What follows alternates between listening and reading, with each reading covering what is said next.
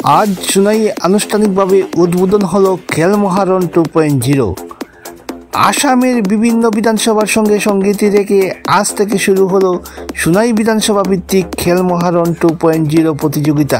এতে শুক্রবার সকাল 9:30 সোনাই নিত্যগোপাল উচ্চ মাধ্যমিক বিদ্যালয়ের খেলার মাঠে দলাইয়ের নবনির্বাচিত বিধায়ক নিহার রঞ্জন দাস উপস্থিত হয়ে ফিতা কেটে জাতীয় সঙ্গীত পরিবেশনের মাধ্যমে খেল মহারণের পতাকা উত্তোলন করে আনুষ্ঠানিকভাবে উদ্বোধন করেন।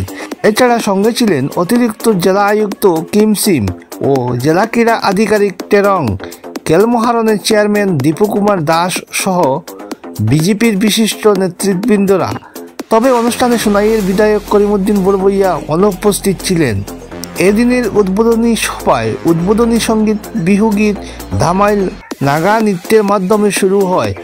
রাজ্যিক ও জাতীয় স্তরের খেলোয়াড়দের মশাল দৌড়ের মাধ্যমে এদিনের ক্রীড়াসূচি শুরু হয়। Bureau report, BRAC plus news. প্রতিযোগিতা অংশগ্রহণ করতে তাদের প্রত্যেককে আমি অভিবাদন জানাই।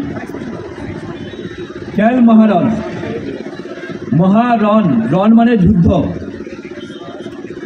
মহারণ মহাযুদ্ধ, খেলার মহাযুদ্ধ। যুদ্ধের কথা মনে হলে গায়ে আটকে ওঠে যে যুদ্ধ মানুষকে শান্তি দেয় না, অশান্তি দেয়, যুদ্ধ সব শেষ করে নেয়।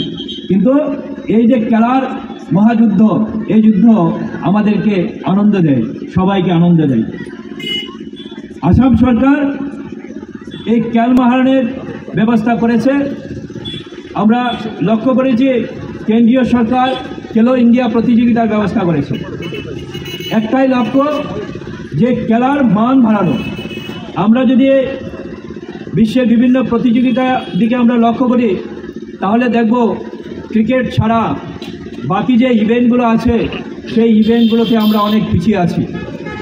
আজকে পত্রিকাতে দেখেছি, কালকে খবরে দেখেছি যে দাবায় বিশ্ব চ্যাম্পিয়ন হয়েছে। দাবায় আমরা ভালো আছি, ঠিক আছে, কিন্তু আমরা বাকি যে স্পোর্টসগুলো, অ্যাথলেটিক থেকে শুরু করে সব স্পোর্টসগুলোতে ম্যাডাম, ডিএসও স্যার, এখানে উপস্থিত সোনাই এলএসির বিভিন্ন স্কুল থেকে আগত স্কুলের প্রধান গুণীজন, সবাইকে আমার নমস্কার জ্ঞাপন করছি।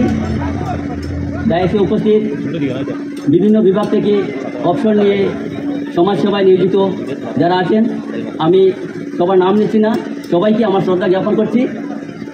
এখানে উপস্থিত যারা এই অনুষ্ঠানকে সুন্দর ও সার্থক করে তোলার জন্য এসেছেন, নৃত্যশিল্পী, ওনাদেরকে আমার তরফ থেকে অনেক অনেক ধন্যবাদ।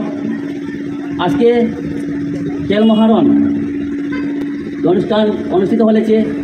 আমি যাদের অক্লান্ত পরিশ্রমে আজকের এই অনুষ্ঠান সফল রূপ ধারণ করতে চলেছে, আমি ওনাদের নাম না নিয়ে পারছি না।